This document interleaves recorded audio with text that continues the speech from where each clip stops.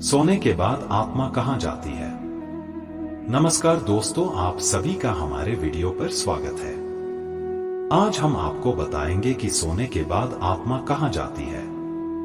दोस्तों, जैसा कि आप सभी को मालूम है कि जब हम सब गहरी नींद में होते हैं तो हम सब स्वप्न देखते हैं और स्वप्न में कुछ भी देख सकते हैं। कहीं के भी दृश्य हमें स्वप्न में दिखाई देते हैं। कभी कभी तो बड़े भयानक स्वप्न हम सबको दिखाई देते हैं।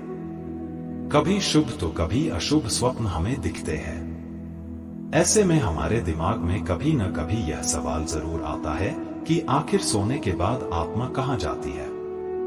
वीडियो में आगे बढ़ने से पहले हमारे YouTube चैनल जीवन ज्ञान संगम को लाइक सब्सक्राइब करें और कमेंट में जय श्री राम लिख दे। आपका कल्याण ही कल्याण होगा। सोने के बाद आत्मा कहां जाती है?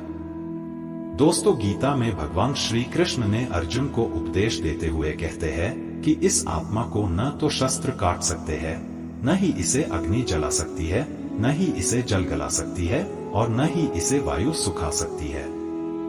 हमारी यह आत्मा उस परब्रह्म परमात्मा का ही एक अंश है जो कि अजर, अमर, अविनाशी है। इसका कभी भी अंत नहीं हो सकता है। दोस्तों, हम आपकी जानकारी के लिए बता दें कि सोने के बाद आपकी आत्मा कहीं नहीं जाती है, उसे कहीं पर जाने की आवश्यकता ही पड़ती है। लेकिन हमारा मन गति करता है, इसी मन की गति को ही हम आत्मा की गति समझते हैं। सोने का मतलब आपका चेतन मन सो गया है। चेतन मन जो कि हमारे शरीर का ही एक भाग होता है।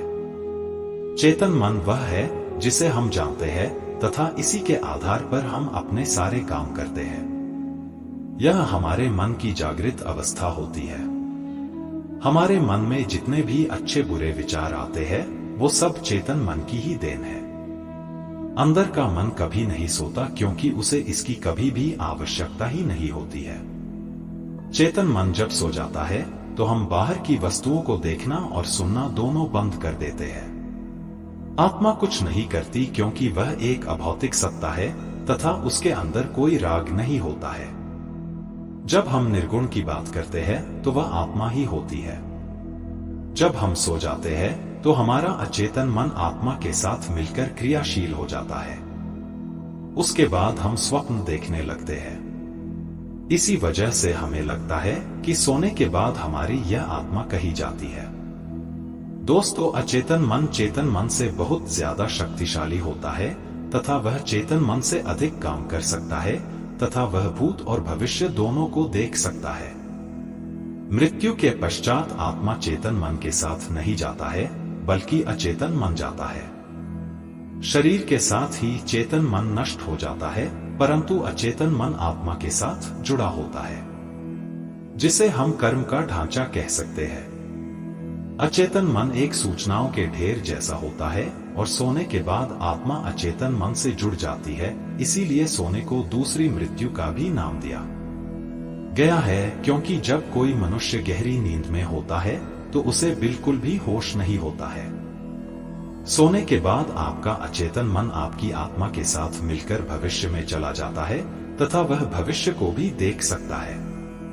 जब हमारा अचेतन मन भविष्य के अंदर जा चुका होता है तब स्वप्न के माध्यम से हमें भविष्य की कुछ झलक दिखाई देती है। इस तरह के स्वप्न तब आते हैं जब हमारा अचेतन मन भविष्य के अंदर जा चुका होता है। आपको कभी कभी ऐसा आभास होता है कि कुछ बुरा होने से पहले आपका मन विचलित हो जाता है, जो कि अचेतन मन के संकेत है। हमारा अचेतन मन भविष्य के बारे में कैसे जान लेता है, इसके बारे में कुछ कहना बड़ा कठिन है तथा इसका आधार क्या है यह भी कहना कठिन है।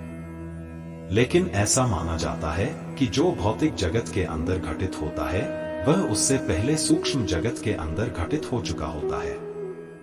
इसका मतलब यह है कि हमारे साथ पहले सूक्ष्म जगत में घटना घटित होती है तथा उसके बाद ही उसका असर भौतिक जगत पर पड़ता है।